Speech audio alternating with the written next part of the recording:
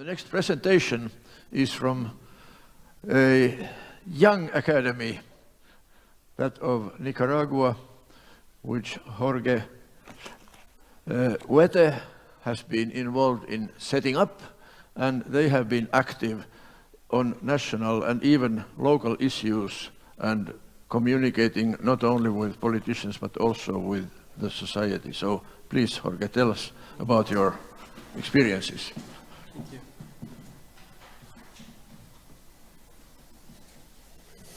Well, good morning, everyone, and really want to thank the organizers for inviting me to make this presentation here. And we're going to switch tracks a little bit to speak about a particular situation in a developing country.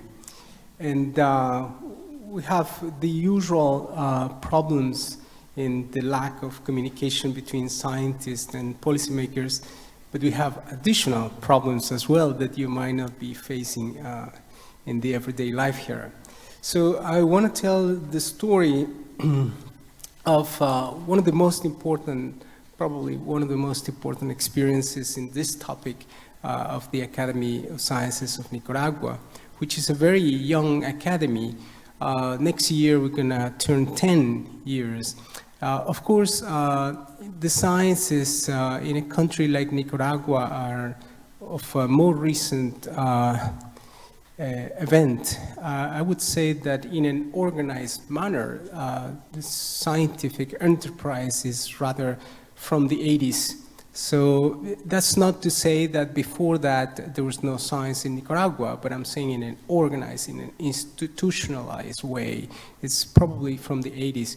And before, what we used to have was mostly researchers that on their own, would perform research, mostly on the natural sciences, but also in the medical, mostly on epidemiology. So there was this concern of promoting science in Nicaragua, and we gather the most prestigious scientists in the country to create this organization 10 years ago. And the other motivation was, how to communicate with the policymakers so that, one, they would invest more on science and education, and two, that they would use science for the policies. So those were some of the first concerns within the academy. And I would say it all is the green, right? Okay. And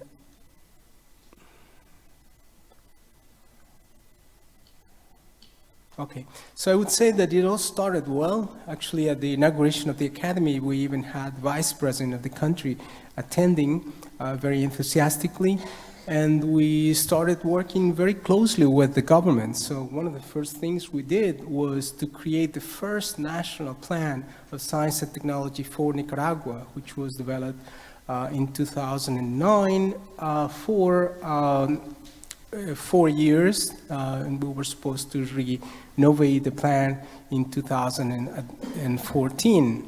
Now, in this plan, it was very important that we declare that Nicaragua, being a country with abundant resources, could be developing better with the use of science. Of course, we were aware that a corrupt political system in Nicaragua would not be very willing to invest money in science and education, and we were also aware that there was a difficulty in addressing specific problems such as diseases, the lack of infrastructure, environmental problems, which had been a tradition in Nicaragua.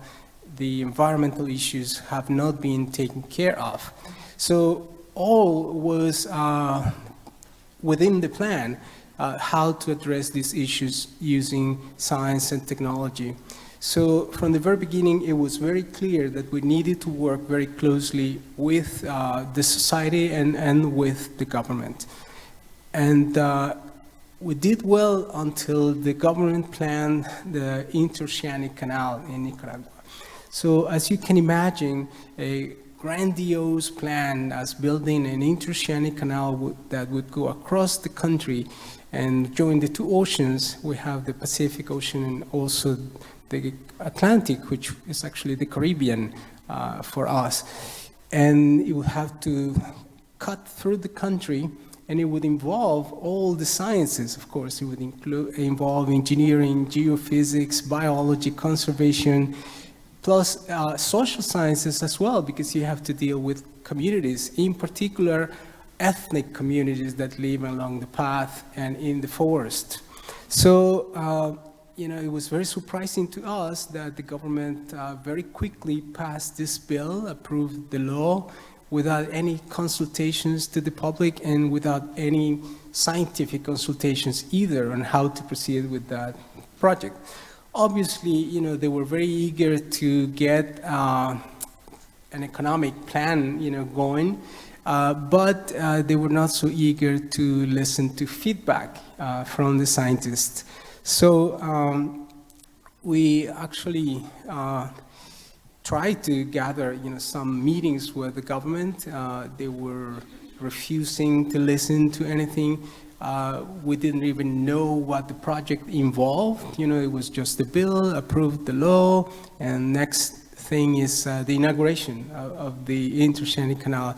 This was a very questionable process because according to the law, you cannot proceed like that. You needed to have public participation in decision-making, transparency, and it was just quickly fast-tracked through the parliament in 2013. I think it was not even 48 hours for it to be approved. Of course, you know, this kind of government, which is very authoritarian, and it had the majority, didn't feel like they needed to do any consultation. So on the top picture over there, you have the inauguration. So the concession was given very quickly to, without any bidding. He was just selected Chinese billionaire who proposed, you know, that he could do that in 4 years. Whereas everybody was thinking that technically it's so difficult, you would take 10 years to do that. They were promising to do that, and as you know, when Chinese said that they would do it, they would probably in those 4 years. So they were planning on bringing down between 30 to 40,000 Chinese from China to work in the canal, and they actually went ahead and opened the project. Of course, the opening doesn't necessarily mean anything, it's just an inauguration, a festive activity there. And we at the Academy were very concerned that there was not an environmental and social impact assessment. So we were demanding that by law you had to do that. And we said that you cannot do it a posteriori because they approved the concession and they said, well, the company is going to do the assessment, and the Chinese company. So we, in finding no ways to communicate with the government, they were not willing to listen. We went ahead. I just meant to say here that the project has been planned as an illusion of development. What they tell us is that the project is going to bring a lot of money, it's going to be bringing a lot of investment. Yes, there will be some environmental problems, some social issues, but that it was worth it because Nicaragua is such a small country, needed to develop. So by bringing this enormous world-type global project, that we would become rich overnight. I mean, they even had pictures and everybody was dreaming that you would just need to be in your hammock, in your patio, and the bypassers would pay their fees and we didn't even need to work. So this was a great deal, the Chinese would do it for us. So this is the way they framed the project. And so I have to remind you that this is a very old idea. Before the Panama Canal, everybody had a dream of building a canal through Nicaragua. Apparently, the geography of Nicaragua was most appropriate for that because you had, if you can see in the picture here on the left, you have this big lake, which is probably about 1/3 of the distance between the two oceans, and you have a small river connecting the lake to the Caribbean Ocean.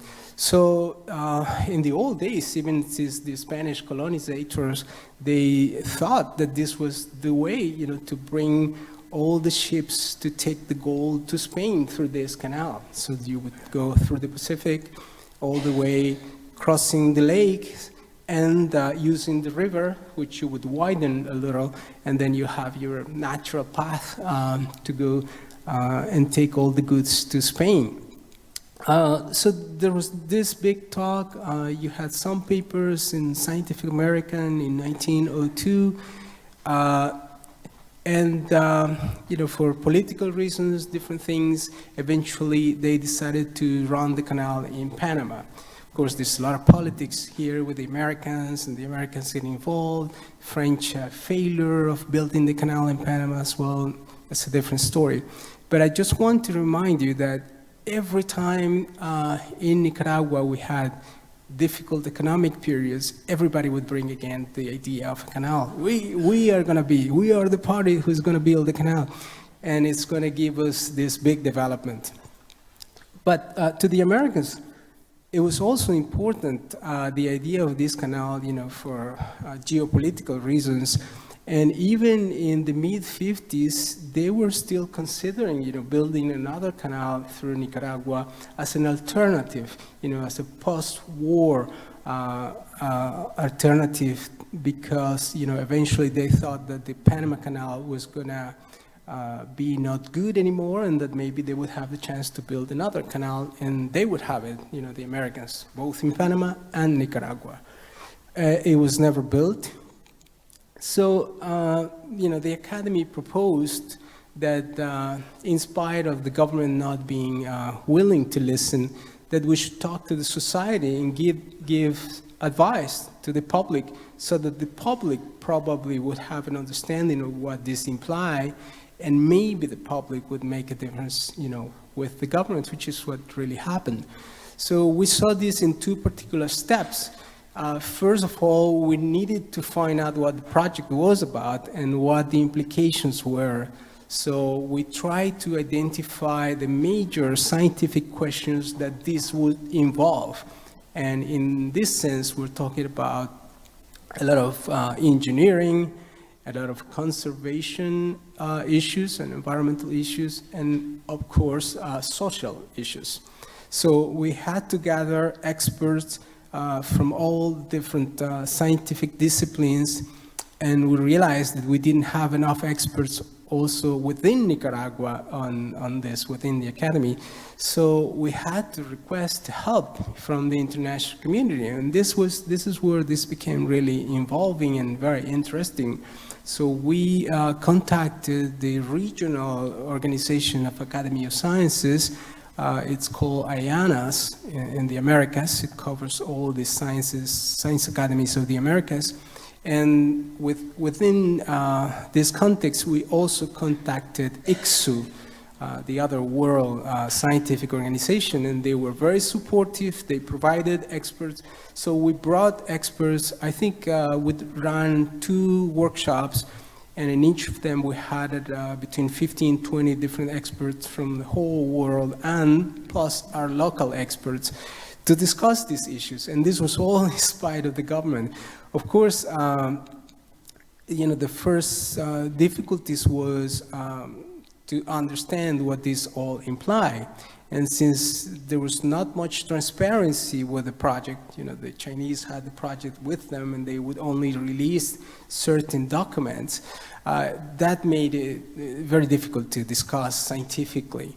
But once, you know, we managed to express all these concerns, that was the first phase. The second phase was when the Chinese company, came up with their own environmental impact assessment. And so we went to study that environmental impact system to be able to make our opinions about that. And so that was the second workshop. I'll describe the project just briefly for you and our findings. So this Nicaragua, you see within the map, if you see the Americas, we are at the center of Central America. And this is on the right, the Caribbean Sea, on the left, the Pacific Ocean.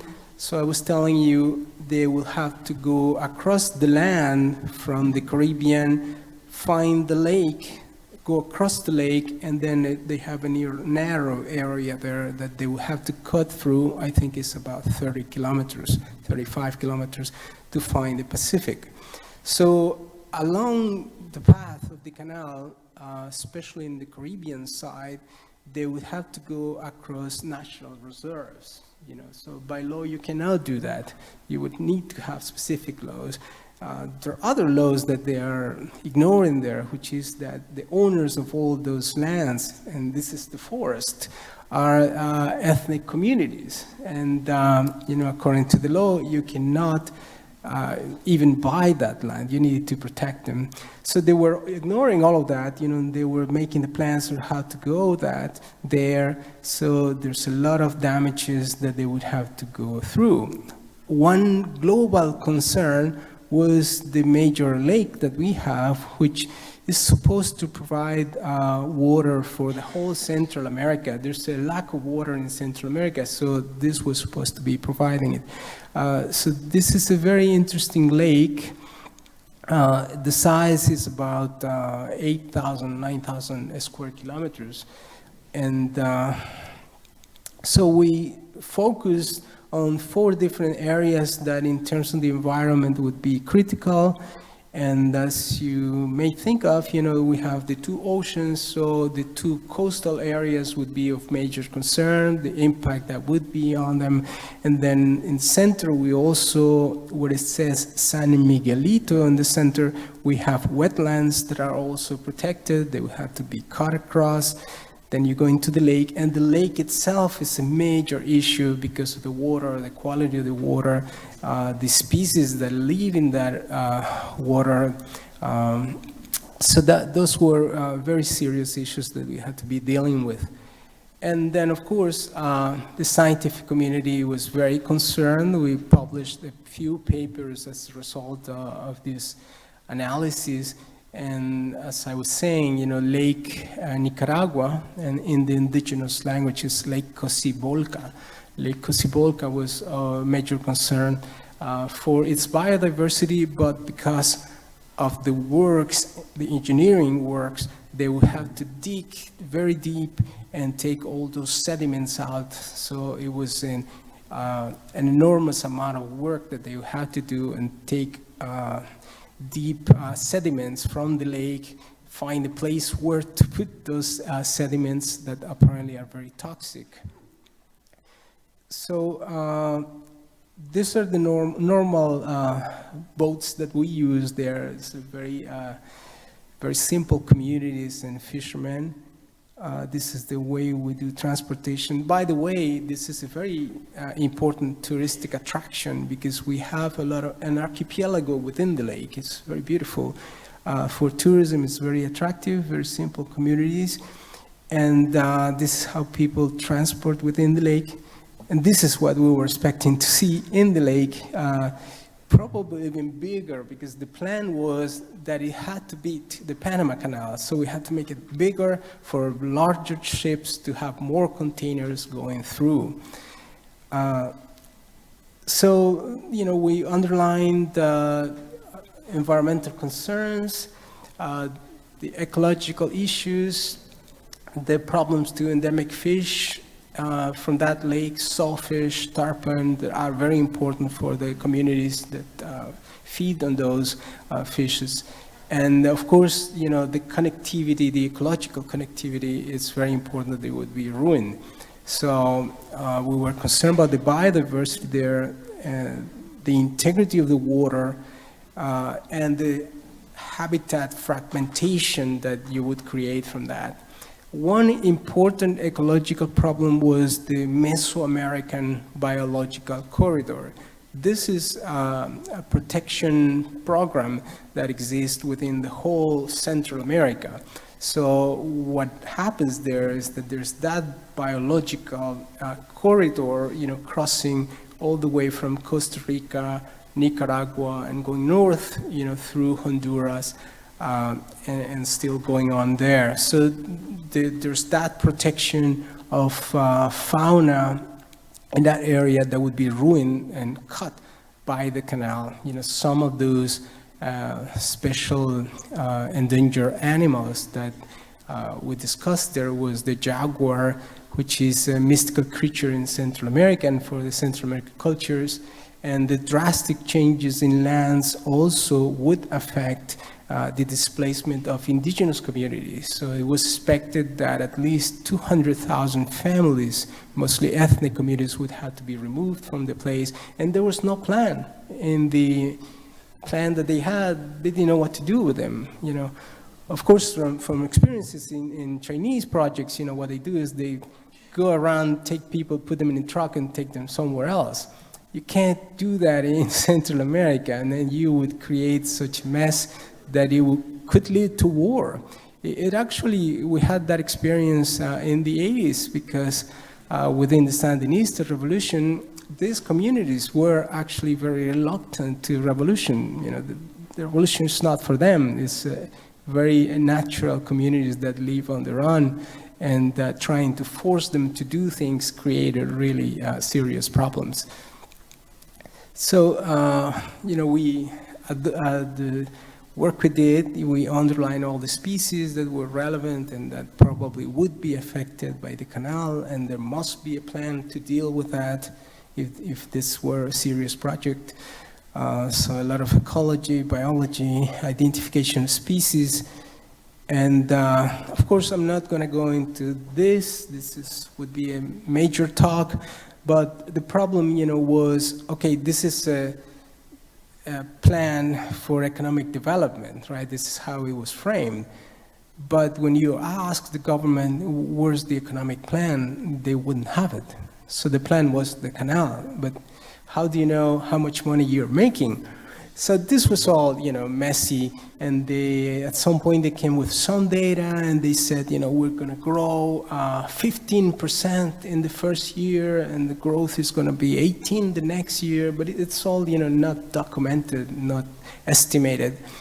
But this is how it was framed. I have to say that Nicaragua, since the end of the war in 1990, had been growing steadily through different governments. So normally, you know, the average rate of growth was around 5%, which is not bad. Even for Central America, I think only Panama was growing more. Sometimes Panama has a growth of 10%. But for Nicaragua, it was good. However, you have to remember that where we're coming from, you know, we're coming from an economy that was ruined by the war, by 10 years of war. So, you know, to catch up with the other Central American countries, it's difficult. So, you know, the government is always looking for plans to improve the economy. So, you know, what is next? You know, what are the projects that the government's always coming up with new grandiose projects like that? But we shouldn't get too excited about it and really think of projects that are more realistic. Of course, there are political issues as well, you know, because for some reason the president decided not to nominate his son, one of his children, as the liaison, you know, to the Chinese billionaire. So they kept going back and forth, you know, China and Nicaragua, and with no transparency. And then when you get this nepotism, you know, in politics, then you get confused about what are the real expectations of these projects. So all along, we know of the investments that China has been making throughout the world. So this is within that context as well. I just brought this big example in South America, where the Chinese are also proposing to build a transcontinental train, you know, that would go across, I think, around 6,000 kilometers, would go across Brazil, join with Peru, and in that way would be also joining the two oceans, two sides. So there's that thing involved, but unfortunately, you know, every time we have, you know, those plans, It seems like people are after natural resources, and it just happened that the poorest people and the ethnic communities are sitting where the best options are. And we just need to know how to deal with these issues, and deal with it appropriately. So this was the case of Nicaragua as well. Socioeconomic problems, this was also part of the studies, and just mentioned to you that a lot of villages would have to be displaced, and this is also very important in those communities because you have to deal with the way of life of those people. So those people are attached to the river, their lives, their culture is the river. So if you take them out from the river, you ruin the river, what is the life for those communities? So those were the issues that we were pointing out and hoping that they would be taken into consideration.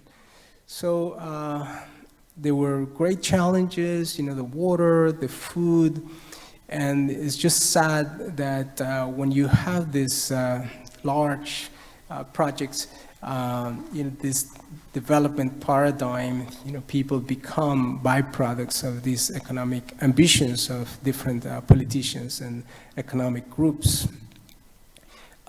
We published some papers, and what we were trying to do was to get politicians and the people that make decisions in the country rethink about how they're doing all of these things. And this is where the Academy was playing a big role.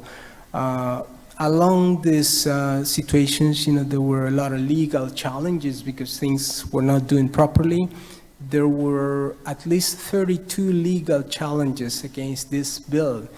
I think this is record for Nicaragua, any bill that had those legal challenges. And yet, the government didn't really listen to it.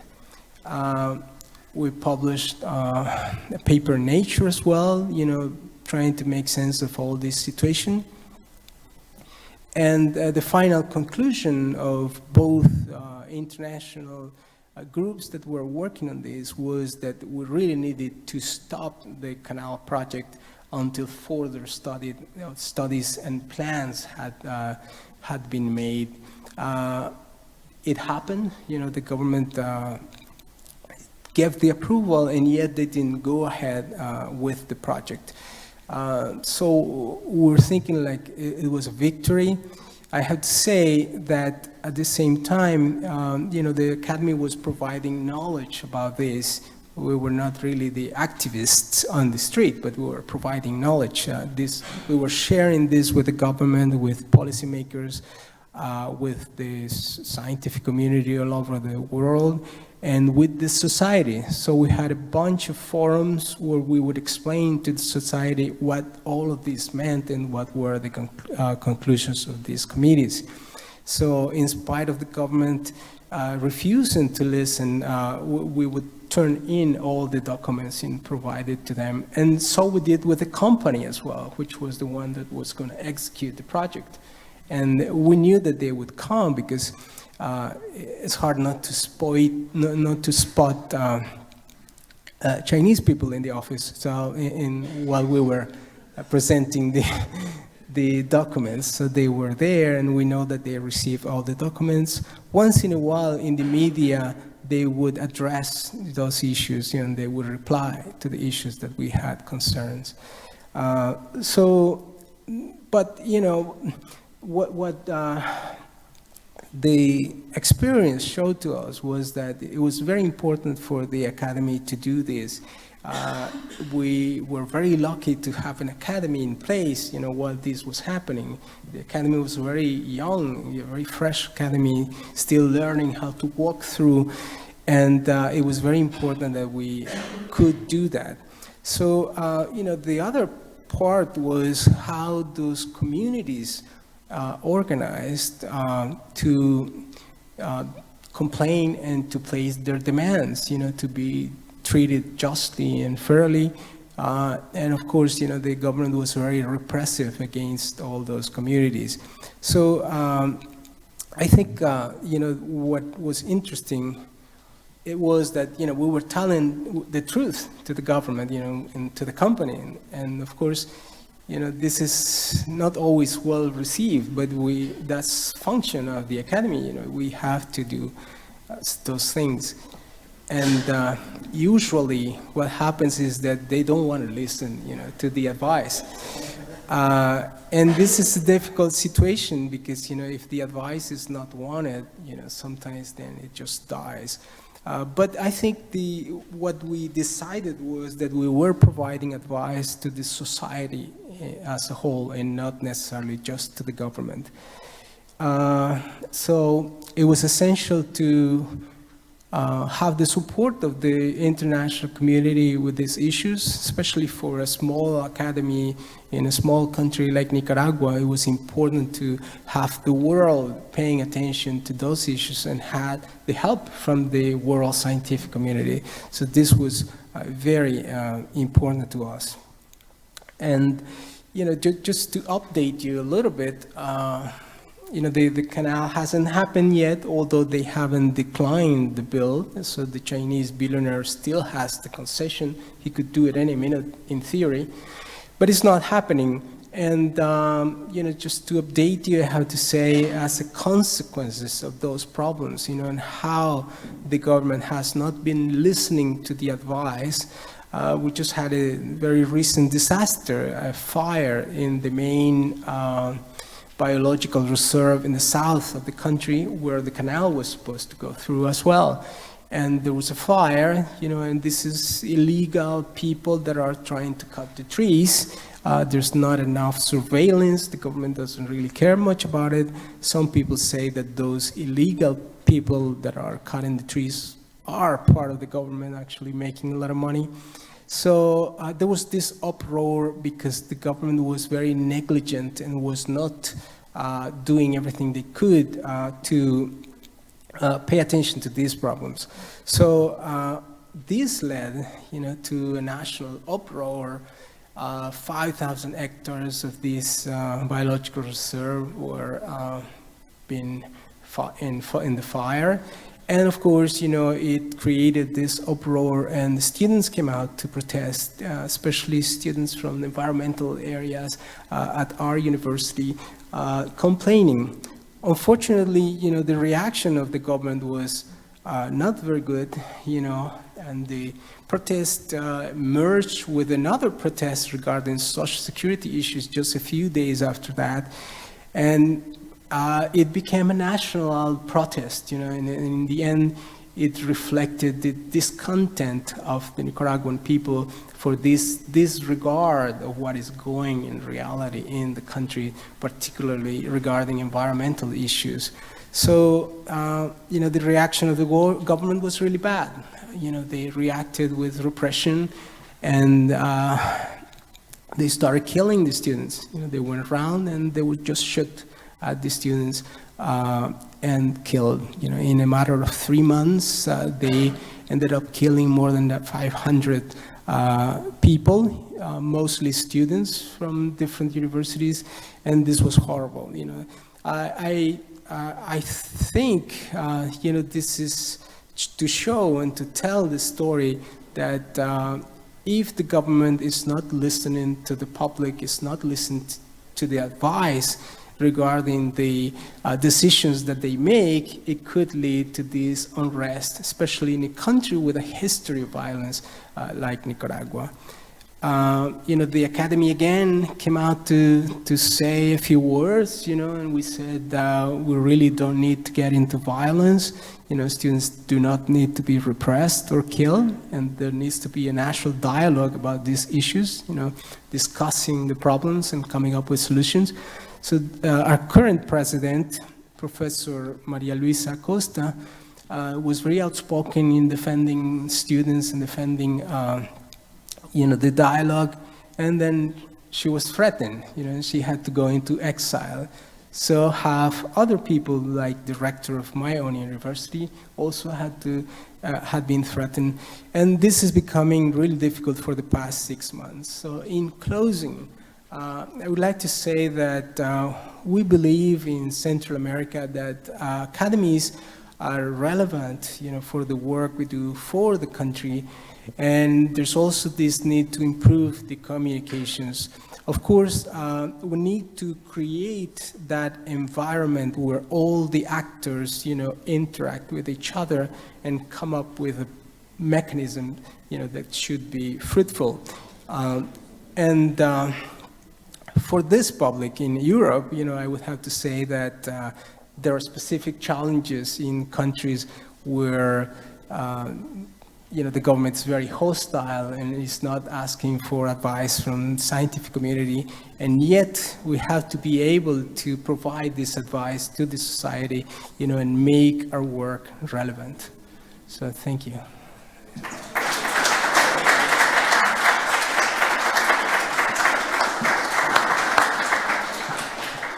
Thank you very much, Jorge. This was a very moving presentation, I'm sure, for all of us.